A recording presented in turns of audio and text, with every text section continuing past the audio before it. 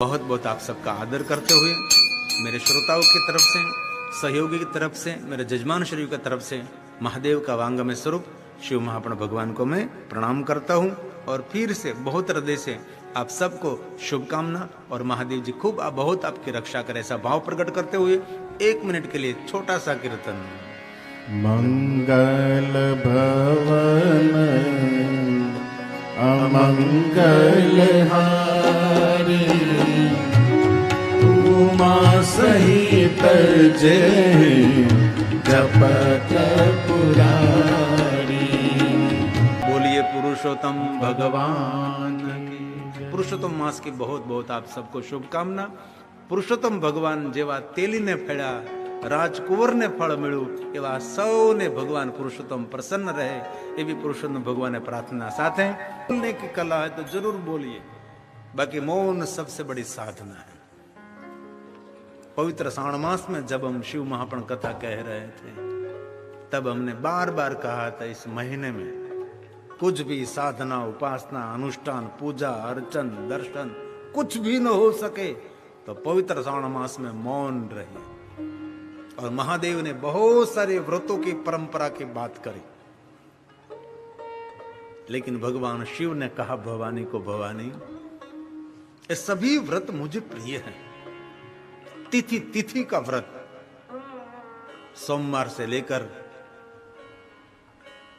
चांद्रायण व्रत तक बहुत सारे व्रतों की श्रृंखला कही, त्रयोदशी से लेकर प्रदोष तक। लेकिन अंत में कह दिया महादेव जी ने कि भवानी मुझे मौन व्रत बहुत प्रिय है।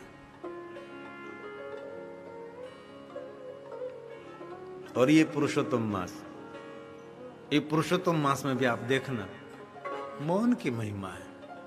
पहले तो बहुत कहा भाई नदी में स्नान करो, वहां काठागोर की पूजा करो, पुरुषोत्तम भगवान की उपासना करो, उपवास करो, फल आहार करो, फराळ करो, एक समय भोजन करो, ऐसी बहुत कुछ बात होती रही। अंत में स्वयं भगवान पुरुषोत्तम ने कह दिया कि कुछ भी आपसे न हो। ये मास जो चल रहा है पुरुषोत्तम पवित्र मास, इस महीने में साधना, उपासना, पूजा, पाठ, अर्चन, दर्शन, नीति, नियम, यात्रा, गंगा, यमुना, स्नान, ये पुरुषोत्तम मास में रहता है। और भगवान विष्णु ने वचन दिया है कि हे मलमास, जो कोई मल रहित मेरा व्रत करेंगे तो अधिक पुण्य देने वाला ये मास रहेगा। इसलिए भगवान विष्णु जी ने कहा ये महीना का नाम अधिक रहेगा, अधिक मास। और भगवान विष्णु जी ने कहा मेरे नाम से प्रसिद्ध होगा ये मास, इसलिए हम कहते हैं पुरुषोत्तम मास। विष्णु भगवान का नाम है ना पुरुषोत्तम, नरोत्तम, सरोत्तम, सर्वोत्तम, देवोत्तम, सुरोत्तम, ऐसे बहुत सारे भगवान विष्णु के सभी नाम मेरे महादेव के मुख में से प्रकट हुए हैं। इस महीने में हम कथा सुन रहे हैं, सत्संग कर रहे हैं, आपके घर तक, आपके निवास स्थान, आपके गृह, आपके कमरे तक कथा पहुंच रही है। कहीं के विदेश में रहते मुझे फोटो भेजते हैं कि बापू हम बैठकर कथा सुनते, क्योंकि विदेश में तो इतने सुंदर मकान, इतनी सुंदर व्यवस्था, अमेरिका कनाडा की तो बात ही सुनो। लोग फोटो भेजते हैं कि हम कथा सुनते हैं, कथा सुनते हैं। सत्संग आत्मा का खुराक है। शरीर को तंदुरुस्त और बलवान रखने के लिए सात्विक भोजन करना पड़ता है,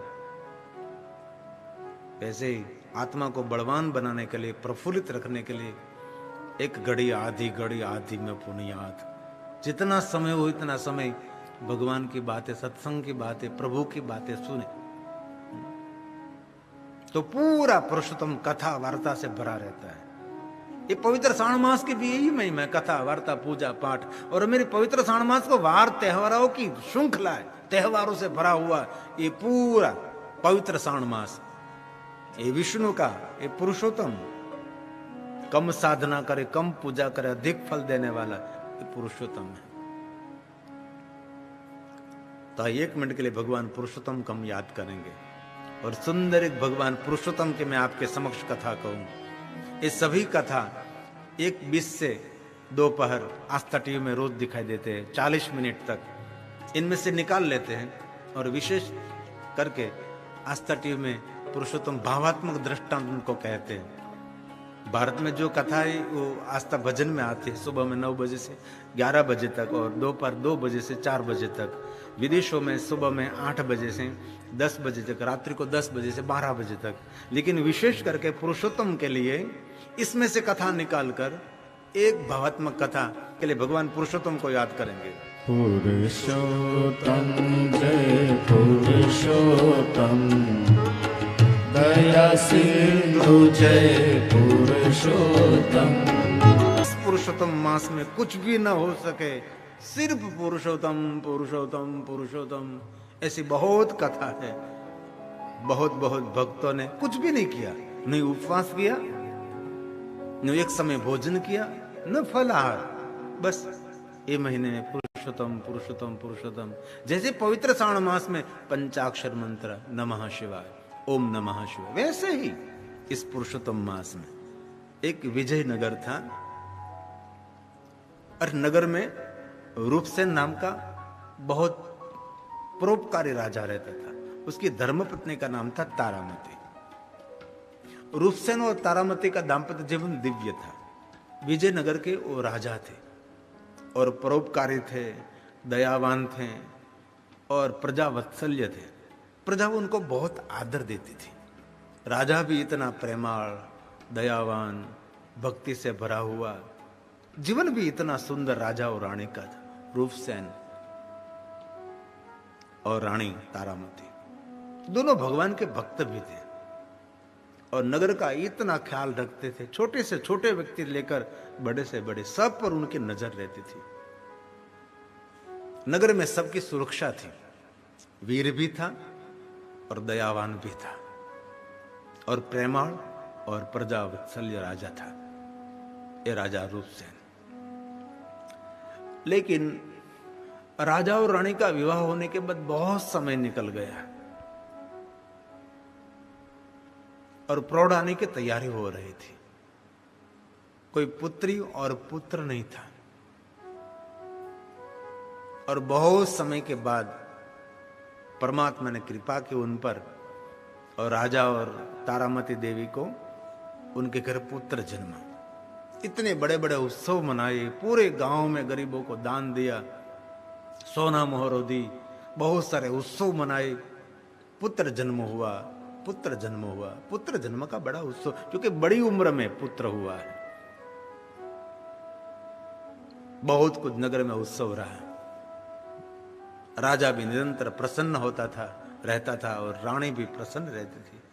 राज्य का कारभार संभालने वाला वारसदार एक पुत्र मिल गया। 1 साल का, दूसरी तीसरी साल धीरे धीरे धीरे बड़ा होने लगा। इतना स्वरूपवान पुत्र।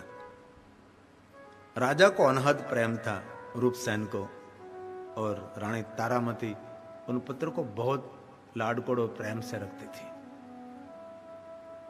15 साल का आयु का ये राजकुंवर हुआ और कोई बीमारी, कहां से बीमार है ये पता नहीं। ये पुत्र इतना बीमार होने लगा, इतना बीमार होने लगा, अब तो आंख भी नहीं खुलता। राजा इतना परेशान हो गया। अब राजा ने खाना पीना छोड़ दिया। बस जहां ये राजकुंवर सोता है वहां बैठा रहता है राजा। रानी भी बहुत चिंता करने लगी कि भगवान ने पुत्र तो दिया, अपनी बीमारी कहां से आई।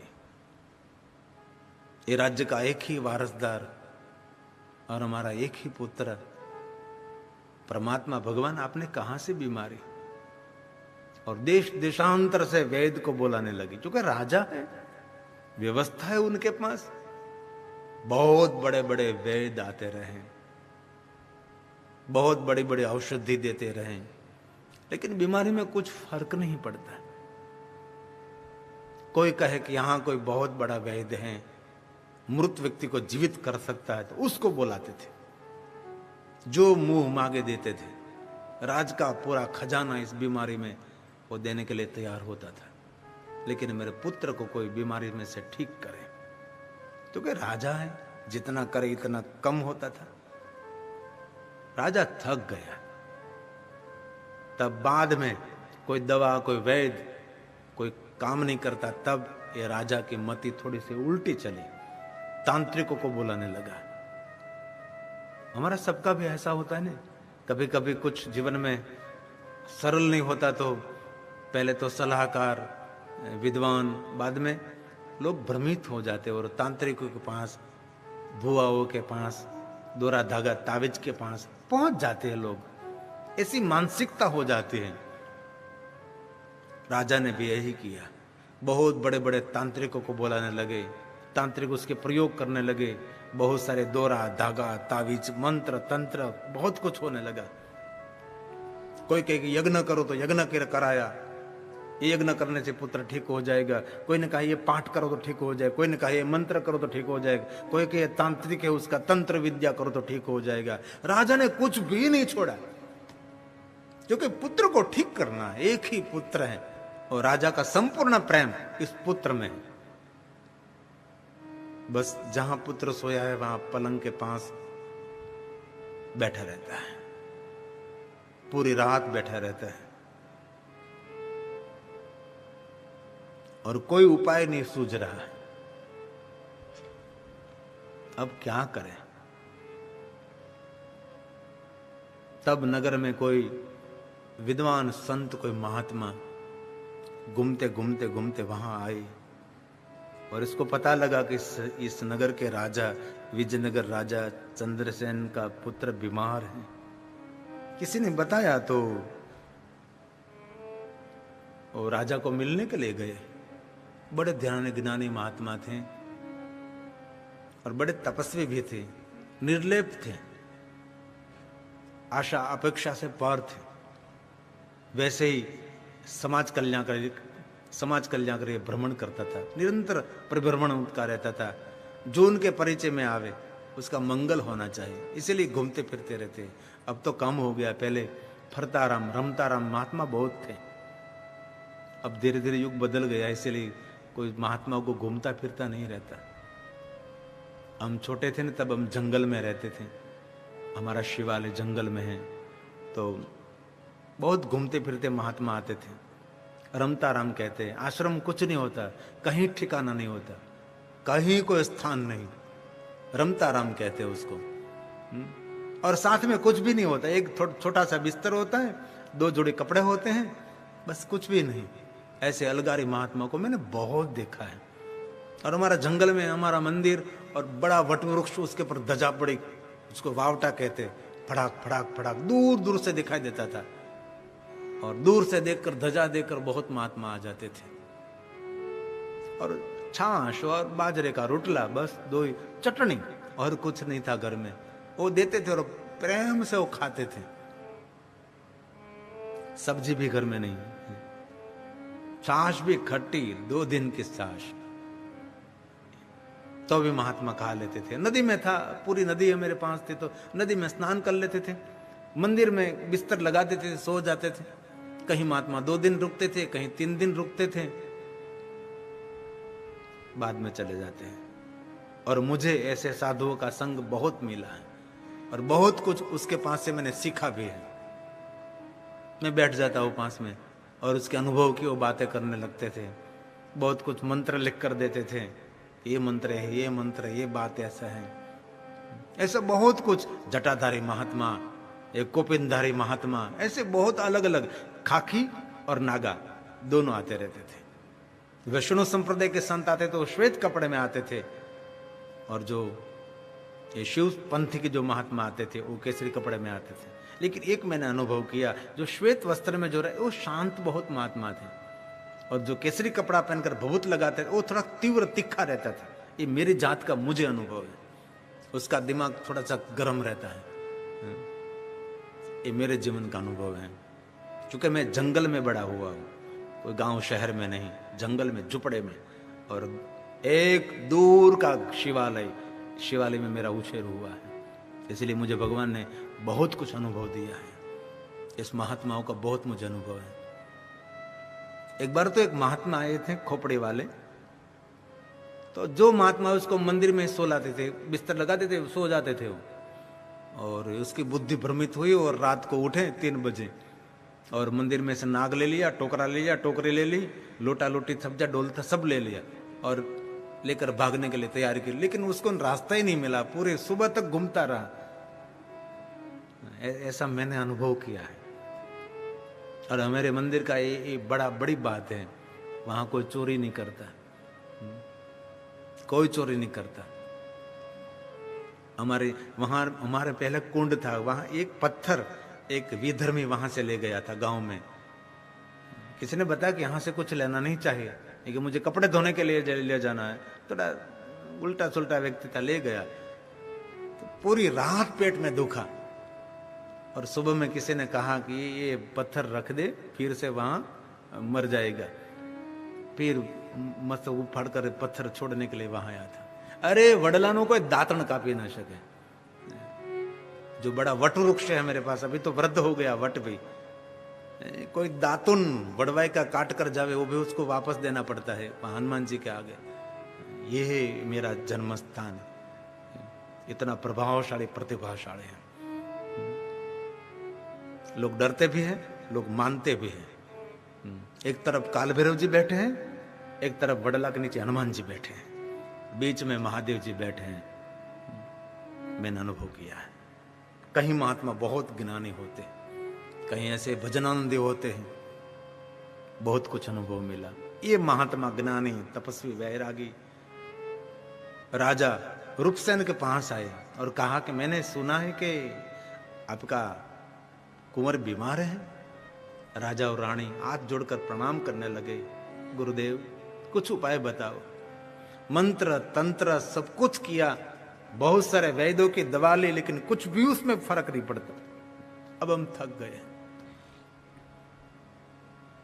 राजा ने कहा अब तो ये 4-5 दिन का मेहमान होगा ऐसा मुझे लग रहा है, क्योंकि श्वास भी धीमे पड़ रही है, श्वास भी रुक रही है उसकी। राजा की आंख भर गई। तारामती भी थोड़ी सी रोने लगी कि गुरुदेव कुछ उपाय बताइए आप। गुरुदेव ने प्रसन्नता से कहा, राजा कोई घबराने की आवश्यकता नहीं है, लेकिन किसी ने श्रेष्ठ दान किया होगा, इस दान का पुण्य कोई इस कुंवर को अर्पण करे तो ये बीमारी में से ठीक हो जाएगा। श्रेष्ठ दान। तो गुरुदेव उनके लिए मैं क्या करूं?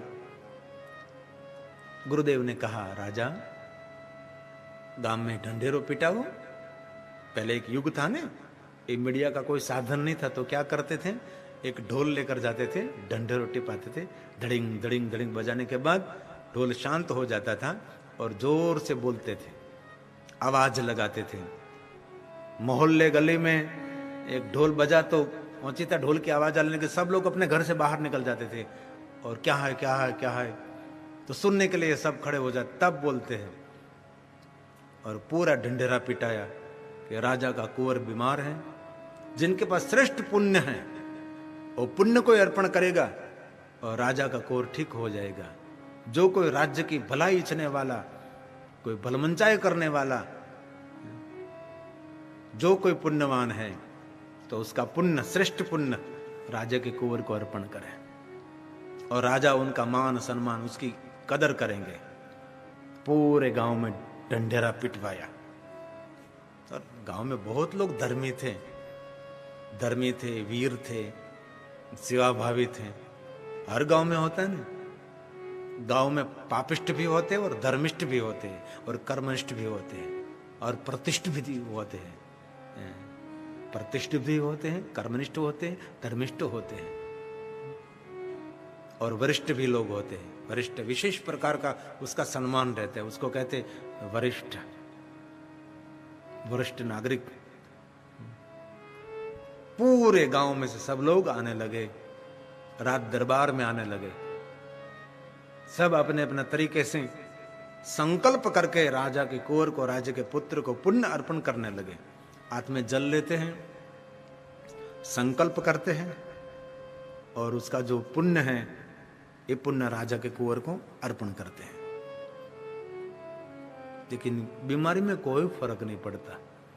जितने गांव में पुण्यवान लोग थे वो सब ने अपने पुण्य पुण्य पुण्य का संकल्प करके करके राजा के कुंवर को अर्पण किया, लेकिन कोई फर्क नहीं। अब तो राजा ने आशा छोड़ दी। अब तो राजा के मन में हो गया कोई ऐसा श्रेष्ठ पुण्यवान नहीं होगा जिसने श्रेष्ठ दान किया होगा। ऐसा कोई व्यक्ति, मैं राजा हूं तो मैं स्वयं नहीं हूं तो और लोग तो कैसे हो सकते होंगे। पूरे गांव में बात चल रही है, सब लोग ने अपने पुण्य का प्रयोग किया और पुण्य समर्पित किया। कुंवर की बीमारी में कोई फर्क नहीं पड़ता। अब राजा और रानी की आशा टूट गई। अब निराश हो गए, अब तो हाथ में से सब कुछ चला जाएगा।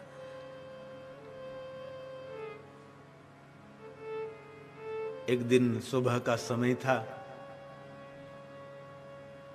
और एक भिखारी मैले गले गंधाते हुए वस्त्र पहने थे, बिखरे हुए बाल थे, शरीर का कोई ठिकाना नहीं था और टूटे फूटे कपड़े पहने थे, वो भी मैले घेले कपड़े, और बदबू आ रही थी। ऐसा एक भिखारी राजा के द्वार पर आया तो पहरेदारों ने रोक लिया। अरे कहां जा रहा है तू? उसने कहा मैंने सुना है कि राजा का कुंवर बीमार है तो मेरे पास श्रेष्ठ दान का पुण्य है, मैं अर्पण करने के लिए जा रहा हूं। सब पहरेदार जोर जोर से हंसने लगे। और जीवन में ये बात बहुत याद रखने जैसी है, किसी पर कभी हंसना नहीं चाहिए, निर्धनता पर हंसना नहीं चाहिए, किसी की गलती पर हंसना नहीं चाहिए। कई लोगों को बहुत गंदी आदत होती है, दूसरे लोगों पर हंसते रहते हैं। ऐसा कभी वर्ताव नहीं करना चाहिए। आपका शिष्टाचार यही आपकी परख है। आचारहीन पुरुष लोके भवति निंदितः। जिनके जीवन में आचार विचार शुद्ध नहीं है उनकी निंदा होने लगती है। इसलिए बहुत कदम कदम पर ख्याल रखना चाहिए।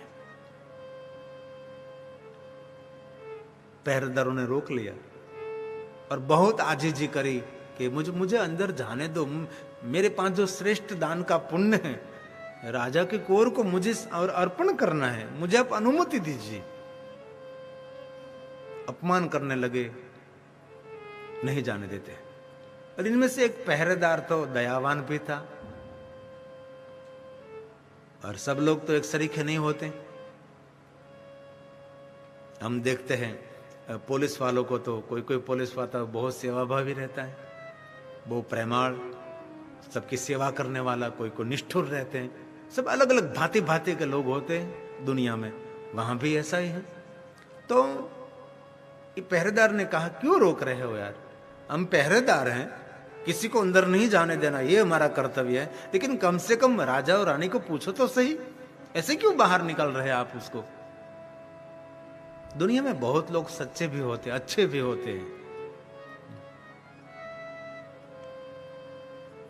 तो ये पहरेदार गया और राजा साहब को कहा कि राजा साहब, रानी साहिबा, एक भिखारी है, वो कह रहा है कि मेरे पास श्रेष्ठ दान का पुण्य हो और आपके कुंवर को अर्पण करना चाहते हैं, तो आप जो अनुमति दे तो उसको अंदर भेज सकते हैं हम। राजा और रानी साहिबा ने कहा कोई बात नहीं, भेज दो। अब तो थक गए थे।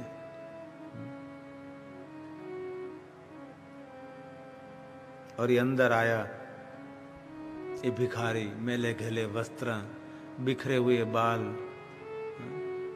बहुत परिश्रम से थका हुआ चेहरा। ये दिव्य चेहरा होता है, जब परिश्रम से लोग थक जाते हैं ना, ये दिव्यता भी होती है। बदबू आ रही थी, वहां आया।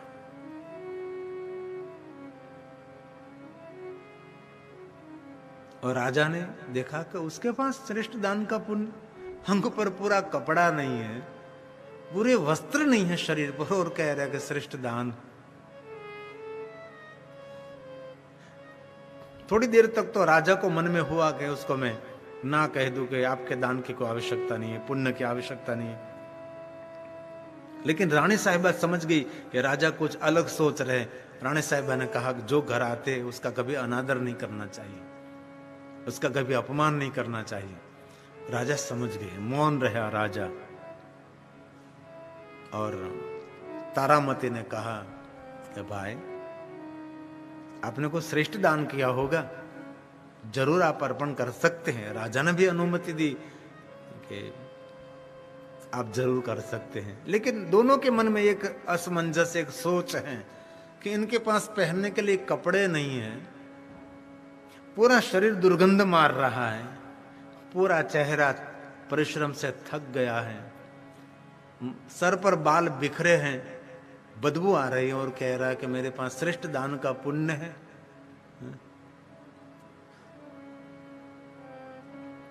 लेकिन महान लोग मौन बहुत रहते हैं।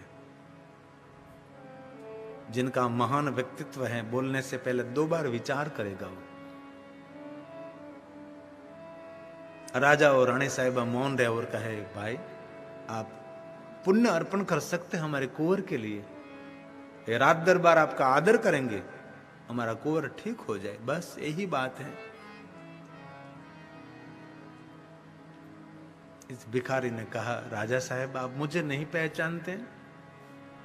राजा साहब ने कहा, नहीं, मैं आपको नहीं पहचानता, मैं आपके राज्य में रहता हूं, मैं कोई भिखारी नहीं हूं,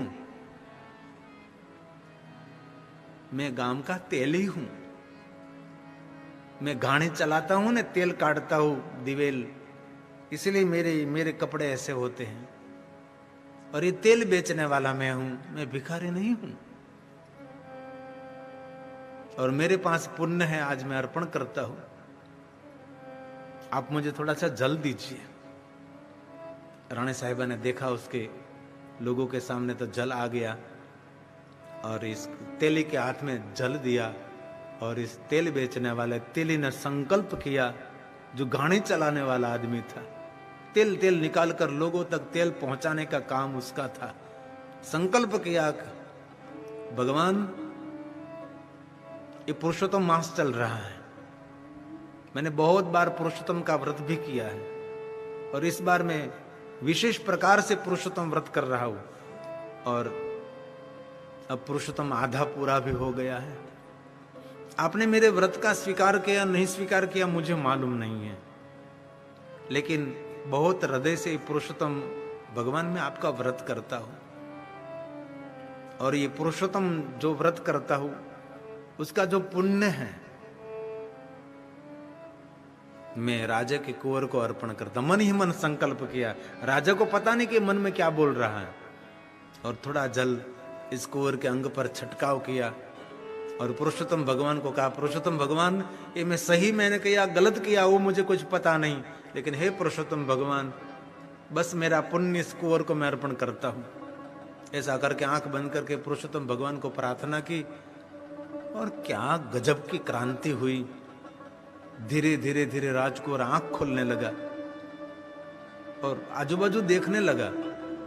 राजा और रानी दोनों खड़े हो गए, ये क्या हो रहा है। और राजकुंवर धीरे धीरे बिस्तर में बैठा हुआ और खड़ा हो गया और चारों तरफ देखने लगा। पूरी चेतना आ गई, पूरी ऊर्जा आ गई। राजा और रानी के आंख में से दड़ दड़ आंसू गिरने लगे। राजा ने कहा, तेली हम तो आपको भिखारी समझ रहे थे। तेली ने कहा, महाराजा आप तो ज्ञानी विद्वान हैं, किसी का रूप रंग चेहरा देखकर किसी का दिल समझ में नहीं आता, किसी का बाह्य देखा और यूनिफॉर्म देखकर उसके गुणों का पता नहीं लगता। मैं जरूर तेली हूं लेकिन भिखारी नहीं हूं। आपने मुझे बाह्य देखा, देखकर आपने मन में ही सोच लिया कि मैं कोई भिखारी हूं। नहीं राजा साहब। राजा और रानी दोनों बहुत आदर के साथ तेलू को प्रणाम किया, धन्य है तू भाई, ऐसा पुण्य तो हमने नहीं किया, आपने इतना बड़ा पुण्य किया है। राजा और रानी साहिबा ने कहा, कुंवर बेटा प्रणाम करो, उनके पुण्य से तू जीवित रहा, उनके पुण्य से तू सचेत हो गया, तू प्रकाशित और बीमारी से ठीक हो गया, ऊर्जावंत हो गया, तू बिल्कुल तू आरोग्यवंत हो गया है। राजा और रानी ने कहा और इसी कुंवर तेली को प्रणाम करने लगे। आदमी देखने में कितना छोटा लगता हो, लेकिन उनके अंदर क्या शक्ति, क्या ऊर्जा, क्या पुण्य पड़ा है, एक कोई नहीं जानता। और जीवन व्यवहार में बहुत ख्याल रखना चाहिए। किसी का चेहरा देखकर, किसी को जाति गिनाती को देखकर, किसी का बाह्य देखाव देखकर किसी का अनुमान नहीं करना चाहिए। ग्रंथि और लघु ग्रंथि कभी बांधनी नहीं चाहिए। कई लोग ऐसे होते बाह्य देखाव देखकर उसके साथ लघु ग्रंथि बांध लेते हैं। छोटी छोटी ग्रंथियों से भरा हुआ जीवन। ये हमारा ग्रंथ क्या काम करते? ग्रंथियों को तोड़ देते हैं, जीवन की शैली दिखाते हैं, जीवन जीने की एक पद्धति, जीवन जीने की एक राह दिखाते हैं। यह कथा, यह वार्ता, यह दृष्टांत, दृष्टि को बदलने वाला दृष्टांत, उनको कहते दृष्टांत।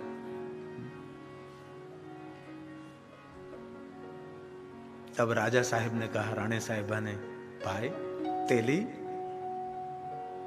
हमारी एक विनंती है। कल रात दरबार भरेगा पूरा, और रात दरबार में आपको आमंत्रित करते हम। अभी आप हमारा रथ लेकर आपके घर तक छोड़ने के लिए हमारा रथ आएगा, और कल आपको लेने के लिए हमारा रथ हम भेजेंगे। और आपको रात दरबार में आकर थोड़ा सा कहना है सबको कि आपके पास जो श्रेष्ठ दान है, श्रेष्ठ दान का पुण्य है, और आपने क्या किया, कैसे किया, उसको सबको आपको रात दरबार में कहना है। तेली ने कहा, महाराजा साहब, जैसी आपकी आज्ञा। राजा और रानी ने अपना रथ भेजा, तेली को बिठाया। पुण्यवान लोगों का आज नहीं तो कल जरूर आदर होगा, लेकिन पापी अभी प्रकाशित हैं, लेकिन कब बुझ जाएगा उसको भी पता नहीं लगेगा। अनीति को छोड़िए, आराम का खाने की आदत छोड़िए। कहीं कहीं लोग देश को खा रहे हैं, प्रजा का धन हड़प रहे हैं, आज नहीं तो कल बहुत खुचेगा। ये ऋषि मुनियों की गर्जना, ऋषि मुनियों की वाणी है। ये दुनिया कर्मों से चलती है, ऑटो मोड पर चलती है। ये परमात्मा ने बनाई हुई सृष्टि है। आपकी सोच सकारात्मक होनी चाहिए। और तेली गया अपने घर। दूसरा दिन राजा ने पूरी सभा भरी,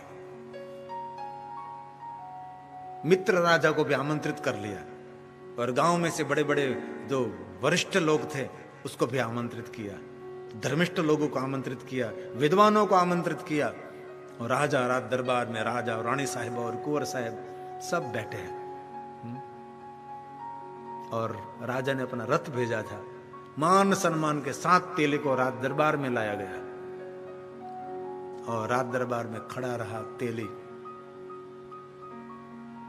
और राजा साहब ने कहा रानी साहिबा ने, भाई आपने श्रेष्ठ दान कैसे किया, उपाय दिखाओ। आप सबको पहचान पड़े कि श्रेष्ठ दान किसको कहते हैं। हमारे बीमार कुंवर को आपने ठीक कर दिया, साझा कर दिया। आप बोलो। आप सब लोग कान खोल खोल कर, आंख फाड़ फाड़ कर देख रहे थे कि तेली क्या बोलने वाला है, कितना श्रेष्ठ दान किया होगा उसने, कितना बड़ा दान किया होगा। फिर से मन में सोच आ रही थी, वो भिखारी जैसा क्या दान करने वाला है, कोई जादू टोना जानता होगा। ऐसे लोग होते हैं ना, कई तरह तरह की मन में बातें बना लेते हैं, ऐसे बहुत लोग होते हैं।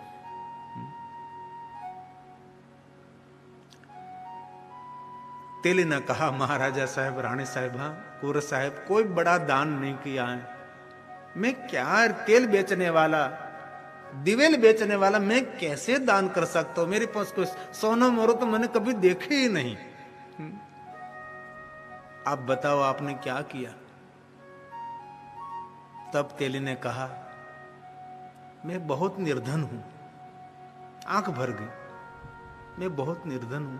क्यों? गाड़ी चलाता हूं, तेल निकालता हूं, तेल बेचता हूं, और गुजरान चलता है।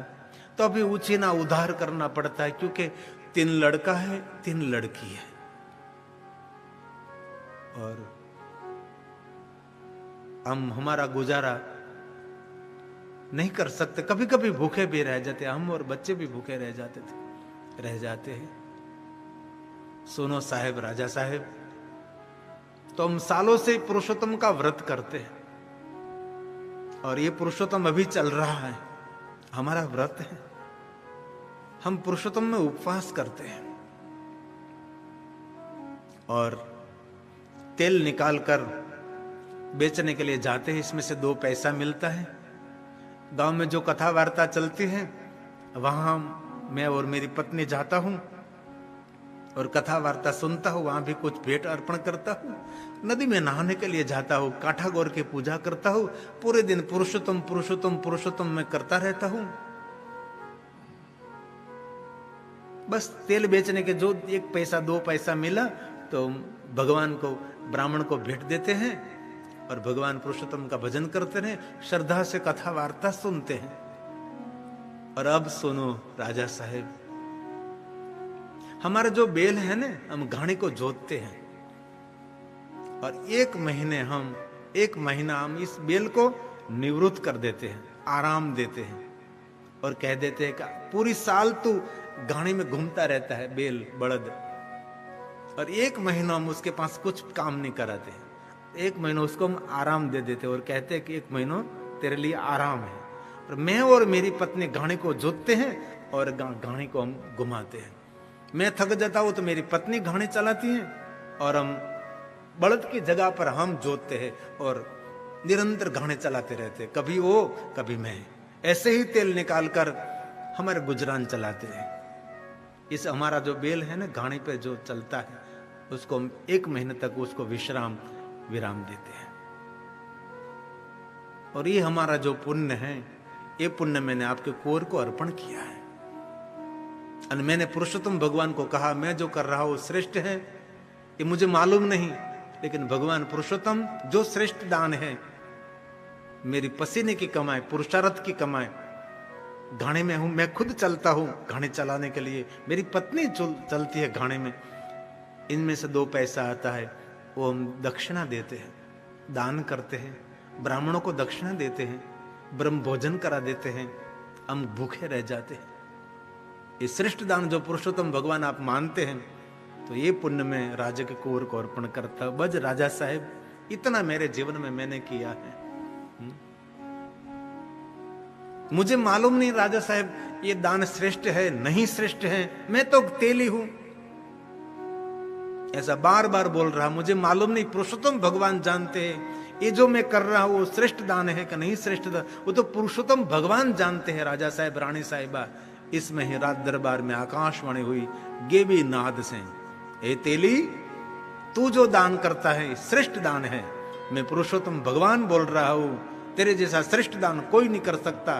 तेने तेरे पुरुषार्थ की कमाई दान में करी है, तूने मेरा व्रत किया है, तेरा बेल जो पूरी साल काम करता है उसको 1 महीने तक तूने उसको विश्राम दिया है, इतना बड़ा तूने सत्कर्म किया है। मैं भगवान पुरुषोत्तम कहता हूं, तूने जो दान किया है श्रेष्ठ दान है। पूरे रात दरबार में सब लोग सुनने लगे, राजा खड़े हो गए, रानी साहिबा खड़ी हो गई, जो मेहमान आए थे, सब जो वरिष्ठ नागरिक आए थे, श्रेष्ठी जो आए थे, ज्येष्ठी जो लोग आए थे, सब खड़े हो गए और तेली को प्रणाम करने लगे। धन्य है भाई तेली, देखने में तो कैसा लगता है, लेकिन तेरे सत्कर्म की क्या हम सराहना करें, हम बड़े बड़े विद्वान लोग नहीं कर सके, वो तूने करके दिखाया है। पुरुषोत्तम भगवान के जय जयकार होने लगी। और रानी साहब और राजा साहब ने कहा कि आप अभी हम आपको सम्मानित करना चाहते हैं। और राजा साहब और रानी साहिबा ने 1000 सोना मोहरों की थैली, इस थैली को अर्पण की, बहुत बहुत कीमती वस्त्र अर्पण किए और तेली का बहुत आदर और सम्मान किया। और तेली ने कहा, राजा साहब, रानी साहिबा और रात दरबारी सब लोग, मुझे आप सबके पास एक वचन लेना है। सबने कहा, आप बोलिए, वचन देने के लिए हम तैयार हैं। राजा साहब, रानी साहब ने, कुंवर ने, सब ने कह दिया। तेली ने कहा, कोई वचन नहीं चाहिए, अब 3 साल तक जब पुरुषोत्तम आएंगे तब आप सब व्रत करेंगे, बस ऐसा मेरा भाव है। सब ने कहा, 3 साल होगी तब हम भी पुरुषोत्तम का व्रत करेंगे। और 1 साल नहीं, 3 साल ये व्रत आता है। 3 वर्षे पुरुषोत्तम जी आया रे बालाजी, पुरुषोत्तम नावाने जाय मारा बालाजी।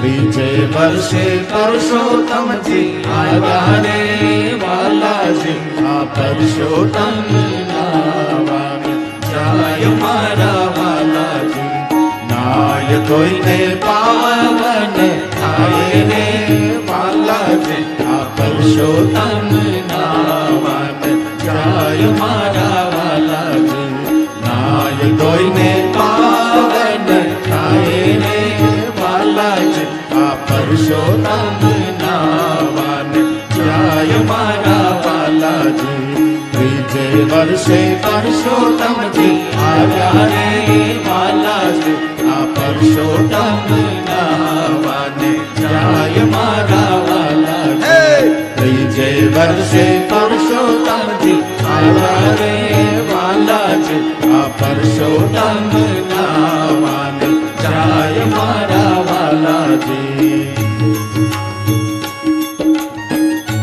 હે પુરુષોત્તમ નરોત્તમ સુરોત્તમ દેવોત્તમ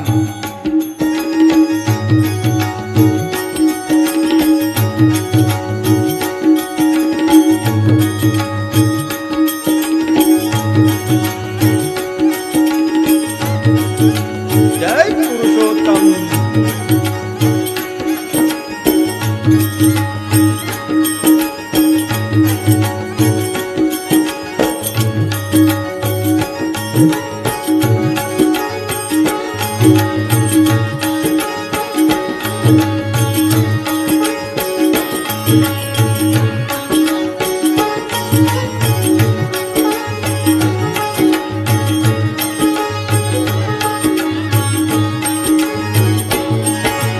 ત્રીજે વર્ષે પરસોત્તમજી આવ્યા રે વાલાજી આ પરસોત્તમ નાવાન જાય મારા વાલાજી ત્રીજે વર્ષે પરસોત્તમજી આવ્યા રે વાલાજી આ પરસોત્તમ નાવાન જાય મારા વાલાજી નાય ધોઈને પાવન થાય રે વાલાજી આ પરસોત્તમ નાવાન જાય મારા વાલાજી નાય ધોઈને પાવન થાય રે વાલાજી આ પરસોત્તમ નાવાન જાય મારા વાલાજી આંબોડો જાંબોડો ઘેરીને કોઠે પડો પાડી રાજા રામને જાતા નાયા ગંગાજી આવતા નાયા યમુનાજી ગંગા નાયા શિવજી યમુના નાયા કૃષ્ણજી સરયો નાયા રામજી ભક્તો નાયા ત્રિવેણી પ્રગટ થયા પરસોત્તમ દુખડા હરજો પરસોત્તમ પરસોત્તમ જય પરસોત્તમ આંબોડો જાંબોડો કેરીને કોઠે પડો પાડી રાજા રામને જાતા નાયા ગંગાજી હળતા નાયા યમુનાજી ગંગા નાયા શિવજી યમુના નાયા કૃષ્ણજી સરયો નાયા રામજી ભક્તો નાયા ત્રિવેણી પ્રગટ થયા પરસોત્તમ ટુકડા હરજો પરસોત્તમ પરસોત્તમ જય પરસોત્તમ ત્રીજે વર્ષે પરસોત્તમજી આવ્યા રે વાલાજી આ પરસોત્તમ નાવાન જાય મારા વાલાજી ત્રીજે વર્ષે પરસોત્તમજી આવ્યા રે વાલાજી આ પરસોત્તમ નાવાન જાય મારા વાલાજી નાય ધોઈને પાવન થાય રે વાલાજી આ પરસોત્તમ નાવાન જાય મારા વાલાજી નાય ધોઈને પાવન થાય રે વાલાજી આ પરસોત્તમ નાવાન જાય મારા વાલાજી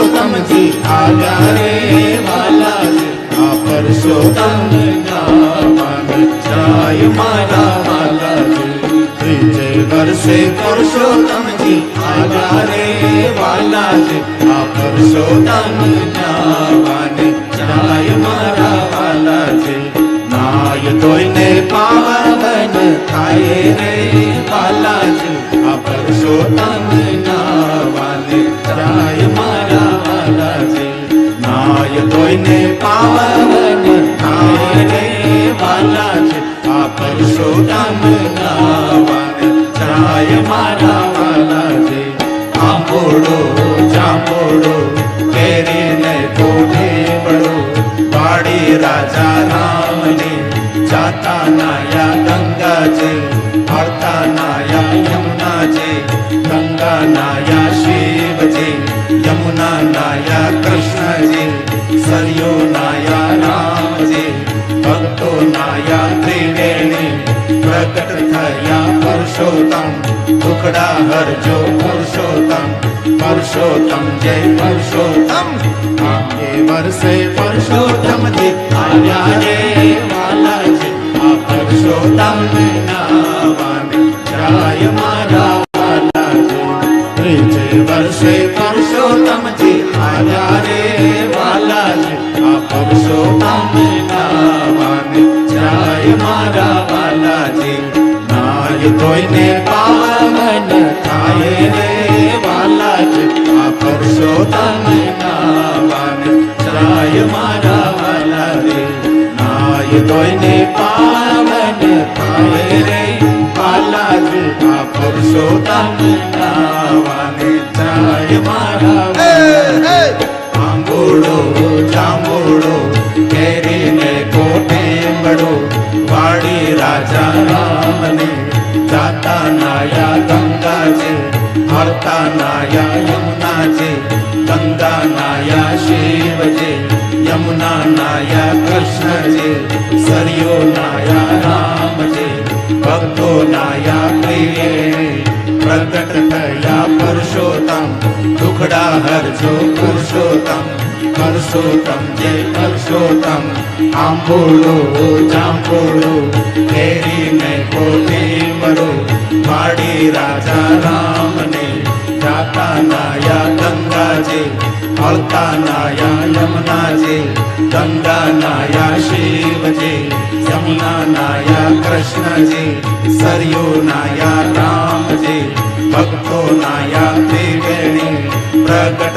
थया पुरुषोत्तम दुखड़ा हरजो पुरुषोत्तम पुरुषोत्तम जय पुरुषोत्तम त्रीजे वर्षे पुरुषोत्तम जी आया रे बालाजी आ पुरुषोत्तम नाम जाय मारा बालाजी त्रीजे वर्षे पुरुषोत्तम जी आया रे बालाजी आ पुरुषोत्तम नाम जाय मारा बालाजी नाय तोयने पावन थाये रे बालाजी आ पुरुषोत्तम नाम जाय मारा बालाजी नाय तोयने पावन थाये रे बालाजी आ पुरुषोत्तम नाम जाय मारा बालाजी आ पुरुषोत्तम नाम जाय मारा बालाजी आ पुरुषोत्तम नाम